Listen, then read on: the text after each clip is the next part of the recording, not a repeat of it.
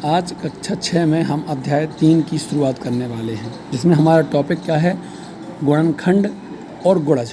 ठीक है, तो अभी जितना किताब में दिया है पहले वो समझाता हूँ, फिर उसके बाद मैं आपको अपनी भाषा में समझा दूंगा। ठीक है, तो सिंपल सी बात, क्या लिखा है पहले लाइन क्या है, किसी संख्या का गुणनखंड उसका एक पूरा विभाजक होता है। ठीक है, जैसे समझिए लाइन का मतलब क्या होगा, 4 है तो हमने क्या लिखा, इसके गुणनखंड 1 माने, हमने 2 माना, 4 माना। तो ये जो 3 गुणनखंड हैं, ये 4 के क्या हैं, गुणनखंड हैं। तो गुणनखंड होने का आशय है ये तीनों जो संख्याएं हैं इस 4 को पूरा भाग कर देंगी।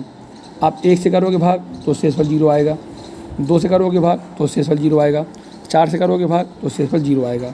तो कहने का आशय ये हुआ कि किसी संख्या के जो गुणनखंड हैं उसके पूरे विभाजक होते हैं। ठीक है, अगला जो नियम है वो है, एक संख्या अपने प्रत्येक गुणनखंड का एक गुणज होती है। एक संख्या अपने प्रत्येक गुणनखंड का एक गुणज होती है। जैसे 5 है तो यहाँ भी 1 आएगा और 5 भी आएगा। 6 की बात करें तो 6 भी आता है। 7 का गुणनखंड 7 होता है। तो ये आपका दूसरा नियम हो गया। ठीक है, तीसरा नियम बहुत मोस्ट है, ये समझिए, मोस्ट मान लीजिए इसे, एक प्रत्येक संख्या का गुणनखंड होता है। आप यदि किसी भी संख्या के गुणनखंड निकालते हो तो एक और वो संख्या खुद, ये सब में आते हैं, है ना। मतलब प्रत्येक संख्या का गुणनखंड 1 होता है, चाहे आप 16 का भी गुणनखंड 1 होता है, 25 का भी 1 होता है। तो कहने का आशय हुआ कि जो 1 है, ये जो 1 है वो प्रत्येक संख्या का एक गुणनखंड होता है। ठीक है, प्रत्येक संख्या, अभी बोला ना कि 1 भी होता है सबका गुणनखंड, और वो संख्या स्वयं भी अपनी एक गुणनखंड होती है।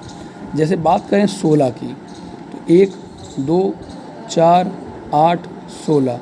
बात करें 25 की तो 1, 5, 25। तो हमने क्या देखा कि जो 1 है वो भी दोनों गुणनखंड आ रहा, चाहे आप किसी संख्या का निकालते गुणनखंड, 1 सभी का गुणनखंड होता है, और जो स्वयं संख्या भी खुद का गुणनखंड होती है। ठीक है, अगला नियम है, एक संख्या का प्रत्येक गुणनखंड उस संख्या का एक पूर्ण विभाजक होता है। पढ़ा दिया। एक दी हुई संख्या का प्रत्येक गुणनखंड उस संख्या छोटा है उसके बराबर।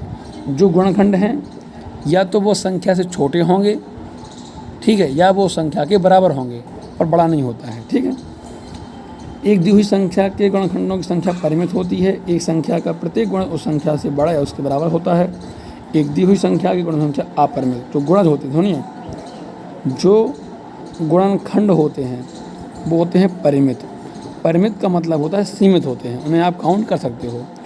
पर जो गुणज होते हैं वो होते हैं आपके अपरिमित। क्या होते हैं? अपरिमित, मतलब ये कभी ख़त्म न होने वाले, यानी अनंत तक चलने वाले। प्रत्येक संख्या स्वयं का एक गुणज होती है, ये तो मालूम है आपको। अब नया नियम जो है यहाँ बहुत मोस्ट है, वह संख्या, समझना अच्छे से, वह संख्या जिसके सभी गुणनखंडों का योग उस संख्या का दुगुना हो, एक संपूर्ण संख्या कहलाती है। क्या पढ़ने वाले हैं? संपूर्ण संख्या। तो वह संख्या जिसके सभी गुणनखंडों का योग उस संख्या का दोगुना हो। जैसे हमने 6 लिखा तो 6 के गुणनखंड 1, 2, 3, 6। अब इन्हें आप इनका योग करिए, 1 + 2 + 3 + 6। 6 3 9, 9 2 11 और 1 12। कितना आ गया? 12। अब परिभाषा क्या है? वह संख्या जिसके सभी गुणनखंडों का योग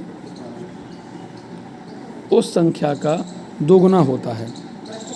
वह संख्या जिसके सभी गुणनखंडों का योग उस संख्या से दोगुना होता है, उसे क्या कहते हैं हम? संपूर्ण संख्या। ठीक है, यदि आप किसी संख्या के गुणनखंड निकालते हो और उन गुणनखंडों का योग करते हो, यदि वो जो योगफल है वो संख्या का दोगुना है, तो मतलब ये है कि वो संख्या क्या है? एक संपूर्ण संख्या, इनकी परफेक्ट नंबर है। अब यहाँ पे 2 प्रकार के सवाल हैं, गुणनखंड और गुणज। तो सिंपल सी बात है, जब हमसे कहेगा कि गुणनखंड लिखो, जैसे उसने कहा कि 24 के बताओ गुणनखंड, तो क्या करना है कि 24 को जो संख्याएं पूरा भाग करती हों वो अब लिख दीजिए।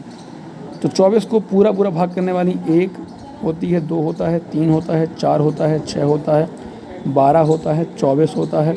ठीक है, तो ये सब संख्याएँ क्या हो गई? ये सब संख्याएँ हो गई इनकी गुणनखंड। तो गुणनखंड में बेसिकली हम वो संख्याएं लिखते हैं जो उस संख्या को पूरा भाग करती हैं।